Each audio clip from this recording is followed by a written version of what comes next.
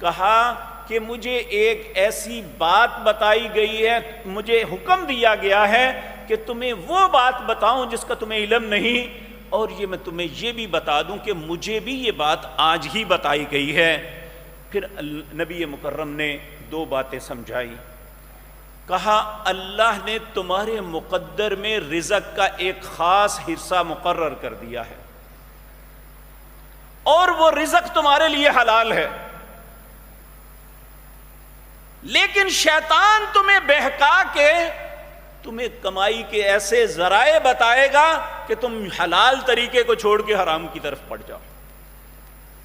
تو حرام کرنے، حرام کھانے، حرام کمانے سے زیادہ نہیں لے سکو گے، تمہارا مقدر وہی ہے جو اللہ نے لکھا ہے۔ ہمیں تاریخ میں ایک واقعہ ملتا ہے، سیدنا علی رضی اللہ تعالی عنہ وارضاہ ایک دن